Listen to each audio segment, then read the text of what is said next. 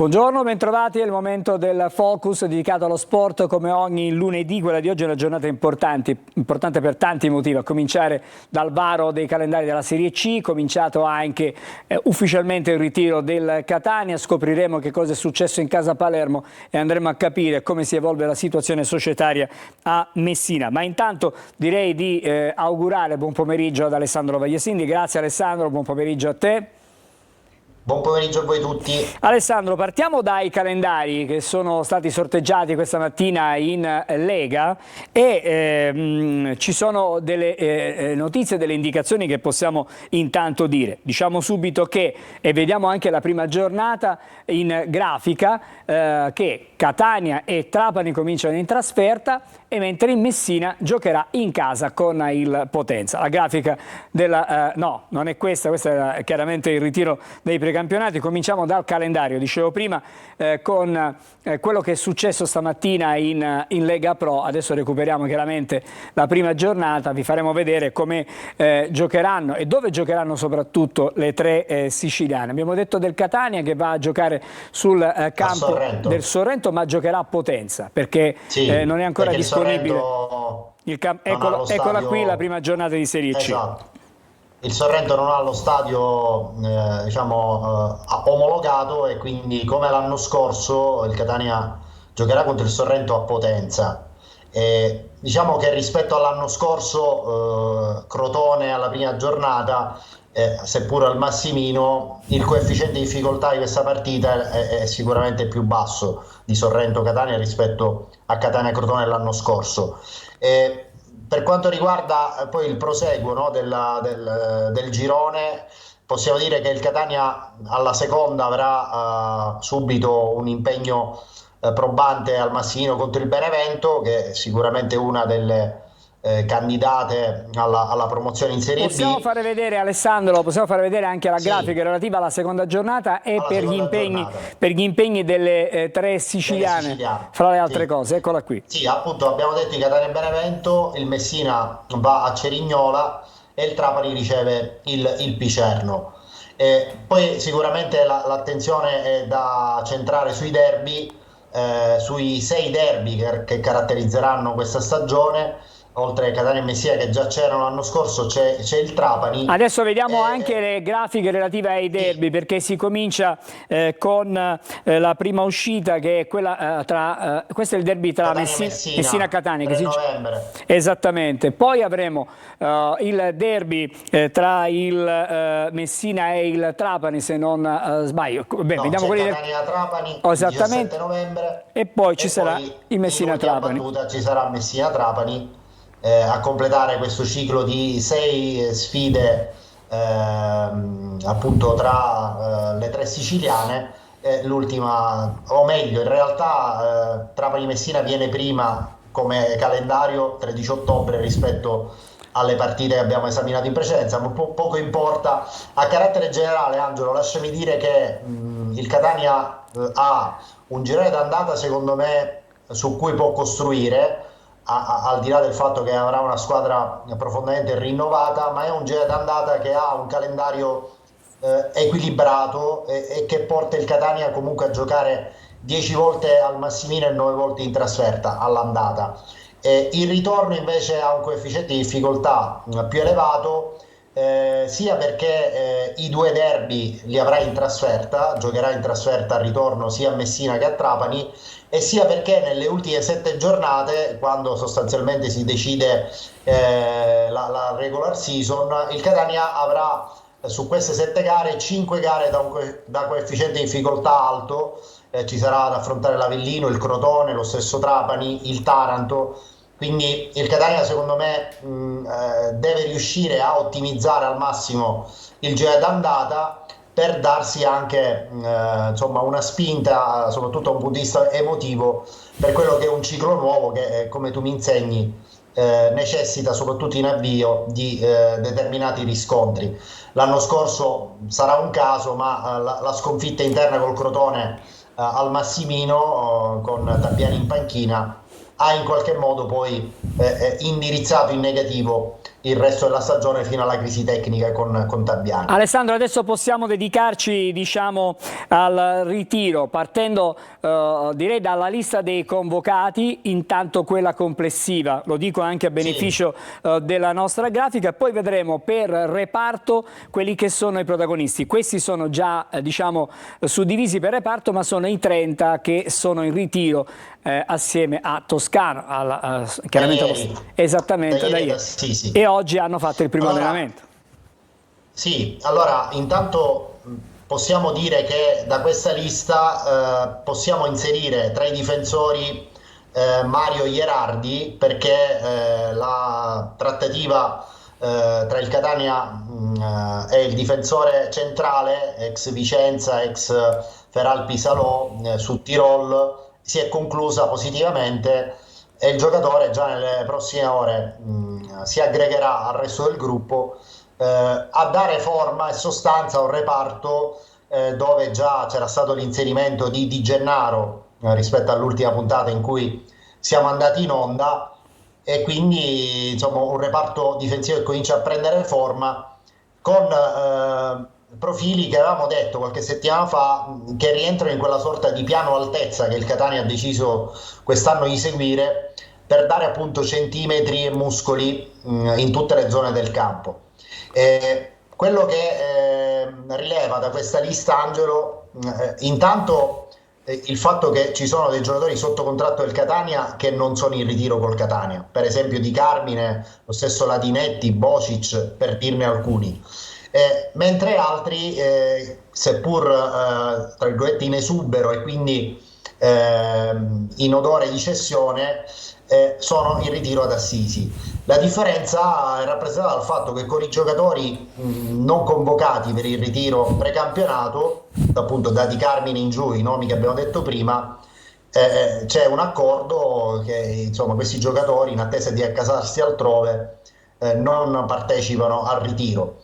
I giocatori che invece già, ripeto, in lista di partenza, che sono ad Assisi, lo hanno fatto per loro decisione, ma anche per loro diritto contrattuale, perché chiaramente sono dei calciatori sotto contratto del Catania e hanno diritto di fare il ritiro con la squadra d'appartenenza che ad oggi è il Catania. Tra le altre cose, Alessandro, in questo modo chiaramente si tengono allenati, cioè sono pronti anche per una prossima esperienza, diciamo così. Sì, possiamo anche dire...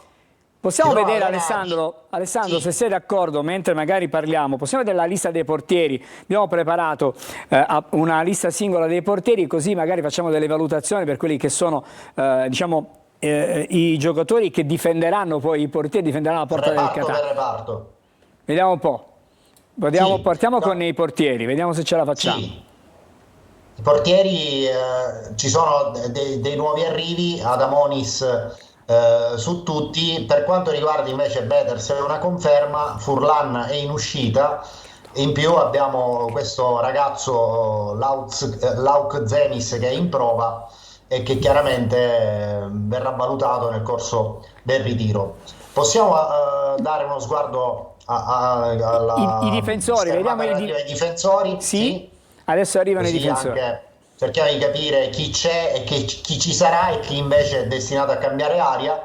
Vabbè, Anastasio è un nuovo arrivo, Di Gennaro è un nuovo arrivo, Bois nelle mire della dirigenza è una conferma ma a mercato, Monaco andrà via, Castellini resta, Celli verrà valutato in ritiro, Curado andrà via, Guaini resta, Rapisarda andrà via, Silvestri si cercherà di capire come procede il suo recupero dopo l'intervento chirurgico di inizio anno. E poi cosa vediamo? Vediamo i centrocampisti. E qui abbiamo già detto prima da aggiungere Ierardi come difensore, diciamo nuovo difensore, che a breve sarà a disposizione di Toscano. Per quanto riguarda il centrocampo, anche qui Carpani è un nuovo acquisto, quindi ci sarà, Di Tacchio è un nuovo acquisto, ci sarà, Verna idem. Per quanto riguarda c'è forse Sturaro, c'è un Di Tacchio, esatto, che in realtà è Sturaro, esatto. Dal viso. Anche qui valutazione di carattere fisico per un giocatore che ha avuto innumerevoli contrattempi l'anno scorso, quindi bisognerà capire che tipo di garanzie può dare. Io credo che in questo momento il Catania abbia più intenzione di puntare su Teglio che su Sturaro, ma chiaramente il ritiro servirà a sciogliere anche queste valutazioni. Zanellato andrà via, in fondo a destra non è Zammarini, è Zanellato.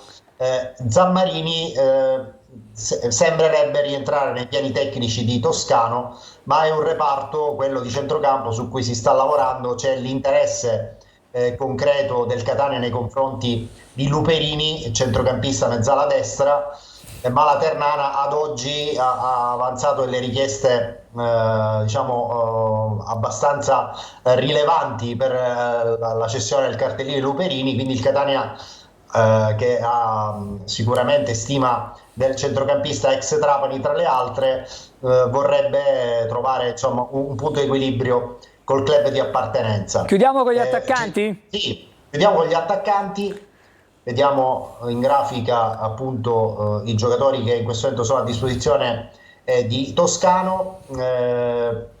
Abbiamo Chiricò che ovviamente è in lista di partenza, Cianci resta, Cicerelli dovrebbe restare, D'Andrea ancora non è ufficialmente il Catania, ma lo sarà nei prossimi giorni. Per quanto riguarda De Luca, Peralta e Popovic, la sensazione è che tutti e tre andranno via, e qui nel reparto attacco il Catania ha puntato e sta puntando su Merola del Pescara e su Lescano della Triestina. Potrebbero essere questi i rinforzi in dotazione al reparto attacco, oltre a quello di D'Andrea che, ripeto, deve essere semplicemente ufficializzato. E in termini generali, Angelo, possiamo dire che le difficoltà di questo mercato del Catania sono rappresentate dal fatto che tutti i giocatori a cui è stato comunicato l'intenzione di non proseguire non stanno mettendo i presupposti affinché il loro futuro professionale sia altrove rispetto a Catania. Il motivo è rappresentato ovviamente dall'ingaggio che vantano, che rende difficili le interlocuzioni con altri club che ovviamente non hanno intenzione di farsi carico di ingaggi così pesanti e magari chiedono una contribuzione da parte del Catania. In altri casi non collaborano i procuratori di questi calciatori, che magari promettono ai loro assistiti possibili destinazioni in Serie B, invitandoli ad aspettare affinché queste ipotesi si concretizzino, quando sono giocatori reduci da annate più che negative, quindi pensare che possano ambire a una Serie B è abbastanza inverosimile. Però in questo caso il messaggio che arriva dai procuratori ai giocatori complica ulteriormente il lavoro del Catania per cercare di velocemente liberarsi di questi contratti e far posto ai nuovi arrivi che il Catania ha in mente di mettere a disposizione di Toscano. Ma il direttore Faggiano lavora alacremente e sta cercando in tutti i modi di equilibrare questo rapporto tra uscite ed entrate, affinché la nuova e definitiva rosa a disposizione di Toscano venga composta nel più breve tempo possibile. L'altra considerazione, Angelo, che mi sento di fare è il fatto che non ci sia neanche un giocatore del settore giovanile del Catania in ritiro, e questa è una riflessione che faccio così nella speranza che il lavoro, tra l'altro anche di pregevole fattura, del settore giovanile della scorsa stagione possa trovare anche compiuta espressione, soprattutto in queste fasi, quando tu hai un ritiro precampionato e non porti i migliori prospetti del settore giovanile. È evidente che è un qualcosa su cui si può obiettare. Alessandro, Questa, l'unica considerazione che posso fare: 30 giocatori sono già tanti su cui lavorare, probabilmente si aspetta che si possa liberare qualche slot, mettiamola così, da questo punto di vista. Però i giocatori, sì, è vero, ma i giocatori del settore giovanile in questa fase non ti chiedono ovviamente di restare aggregati alla prima squadra per tutta la stagione, certo, ma è l'occasione migliore per testarli, per vedere il grado di crescita che hanno raggiunto questi giovani ragazzi, e magari testarli anche nelle amichevoli che da qui a breve il Catania inizierà a disputare. Tutto Alessandro, qua. ci fermiamo qui per oggi. L'ultima cosa, Angelo, sì? Velocissima, dovrebbe essere presentata la campagna abbonamenti 24-25 il 24 luglio.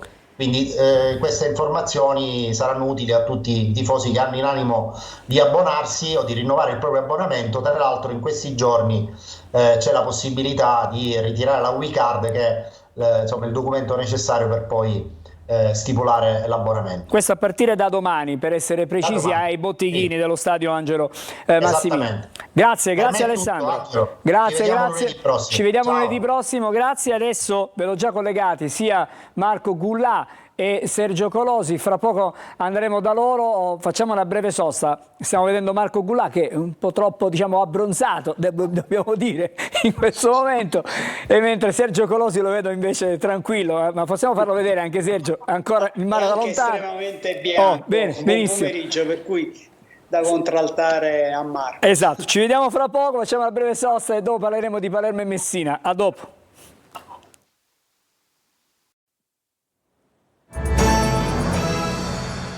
Siamo di nuovo insieme, adesso come annunciato ci occupiamo di Palermo intanto, perché c'è stata già la prima amichevole, fra poco vedremo anche le prime immagini e oggi si è presentato uno dei nuovi arrivati, ci riferiamo al difensore Nicolao. E allora vediamo e sentiamo intanto il nostro Marco Gullà. Buon pomeriggio Marco, il Palermo da una settimana già lavora a Livigno e ha già messo a segno 10 gol contro una rappresentativa chiaramente dilettantistica, però ha fatto vedere le cose interessanti, anche se Dionisi dice che c'è da lavorare. Sì, Angelo, buon pomeriggio a tutti. Sono tra l'altro dei test proprio per sciogliere i muscoli, per iniziare a prendere confidenza con il campo e ovviamente anche con i dettami tattici del nuovo allenatore. Ovvio che il Palermo ha giocato contro una rappresentativa di dilettanti, quindi insomma faccio intendere un po' anche il valore dell'avversario, ma sappiamo benissimo che a inizio il ritiro sono questi poi i test che servono alla squadra per mettersi in moto. Il Palermo ha segnato 10 gol, quindi poi tra l'altro Dionisi in sala stampa al termine del match ha detto cosa mi è piaciuto, soprattutto lo spirito di gruppo, perché sta cercando il tecnico, il nuovo allenatore del Palermo, proprio di lavorare sulla coesione, sullo spirito di gruppo, come appunto ha detto lui, per cementare, soprattutto per andare a dare un valore in più alla squadra che deve lavorare tutto l'anno. Ci sono elementi nuovi, lo facevi riferimento tu poc'anzi con l'arrivo di Nicolao, è arrivato anche Thomas Henry, adesso sentiremo appunto Nicolao, che è stato un difensore che ha giocato anche per diversi anni nello Spezia, è stato sicuramente un quid in più della formazione spezzina, è un giocatore polivalente, un centrale che però può anche ricoprire altri ruoli nella difesa, ecco perché il Palermo lo ha scelto. Non soltanto lui però, perché Palermo andrà adesso a ratificare alcuni accordi che ha già trovato, ad esempio con Pierozzi, che si allena a parte con la Fiorentina proprio in attesa di passare in rosanero. Diciamo che il passaggio è ormai quasi ufficioso, manca soltanto la fumata bianca, si devono limare alcuni dettagli proprio con il club Gigliato, e poi anche Pierozzi raggiungerà Livigno per aggregarsi ai suoi nuovi compagni. Ma non solo, perché il Palermo vuole puntellare la difesa, e quello è il reparto più debole, che l'anno scorso tra l'altro è costato anche diversi punti alla squadra allenata prima da Corini e poi da Mignani, e allora dovrebbe arrivare anche Ceccherini, che ormai è in rotta con il Verona, anche lui ha giocato tanti anni in Serie A e potrebbe essere sicuramente un tassello importante, prezioso proprio per il puzzle difensivo del tecnico Dionisi. Intanto stiamo vedendo scorrere i gol che il Palermo ha segnato appunto nella prima amichevole, e dicevo di Henry, anche lui ormai è arrivato, ufficiale a breve, probabilmente già in giornata sarà ufficiale, e poi domani la presentazione alla stampa, presentazione che c'è stata anche per Nicolao. E lo sentiamo adesso.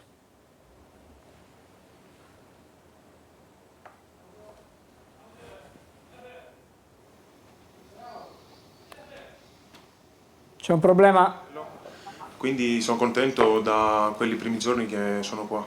E la cosa che mi ha fatto venire qua è veramente che ho visto una società veramente con un progetto importante, che ha voglia di lavorare, di migliorarsi, e ti dà tutto per fare quello che devi fare in campo, quindi il meglio. No, con Dionisi, con il mister abbiamo un rapporto buono, eravamo insieme a Empoli, abbiamo vinto il campionato e lui è un allenatore che sempre ti fa migliorare, sempre ti vuole il massimo di te stesso, quindi io darò tutto quello che ho per migliorarmi tutti i giorni, per stare meglio in campo. Le sue prime parole, c'è altro da aggiungere per quanto riguarda il Palermo, poi andiamo a Messina. Marco. Un obiettivo che tra l'altro non è nemmeno tanto sbandierato, anche se comunque a fari spenti i giocatori ma anche l'allenatore Dionisi hanno parlato ovviamente di Serie A. Si andrà avanti adesso con il ritiro, tra l'altro una tappa importante sarà quella del 20 luglio perché ci sarà un amichevole con il Monza, quindi insomma si passerà sicuramente a un test abbastanza probante in questo caso per la formazione rosanero. Sul mercato invece, come dicevo poc'anzi, ufficiale a breve Henry, si aspetta Pierozzi, si aspetta Ceccherini, ma intanto il DS De Santis lavora anche a dei colpi per il centrocampo e ancora per l'attacco, Angelo, perché per chiudere non si è ancora capito quale sarà il futuro di Brunori, che continua tra l'altro a non rilasciare dichiarazioni, a non parlare. Grazie. Chiaramente Marco, nel corso dei telegiornali ci aggiornerai, poi ci ritroviamo lunedì prossimo per il Focus Sport. Adesso andiamo a Messina perché fino adesso abbiamo parlato di mercato, abbiamo parlato di trattative, abbiamo parlato di calcio giocato, già le prime uscite ovviamente la prima uscita del Palermo. A Messina si pensa ancora al possibile passaggio di società, quindi cambio di proprietà. Si deve fare un mercato, si deve ancora partire per il ritiro. Sergio, vengo da te perché la situazione non è così semplice.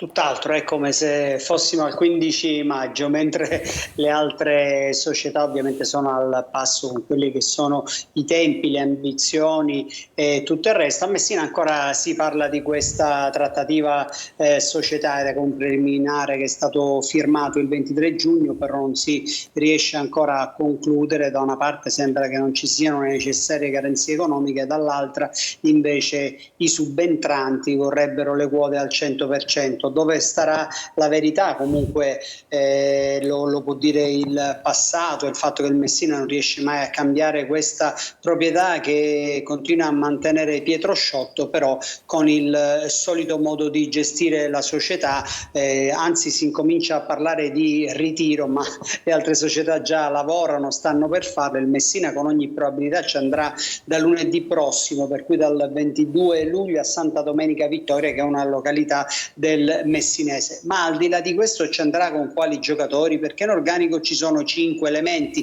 che potrebbero diventare 4 se Emausso dovesse andare al Foggia. Si parla di qualche acquisto, il centrocampista Zanellato, ex del Catania e del Crotone nella scorsa stagione, dell'attaccante Federico Dionisi che già Modica voleva l'anno scorso con sé, quest'anno è retrocesso con la Ternane a 37 anni, e poi di un altro attaccante, Andrea Magrassi, 5 gol nel Cittadella in Serie B negli ultimi 2 anni, però ad oggi 15 luglio acquisti 0, per cui la situazione è facilmente identificabile. Ci sono state delle contestazioni in città nei giorni scorsi, un paio di striscioni testimoniano che evidentemente in questo momento c'è tanto malumore in riva allo Stretto.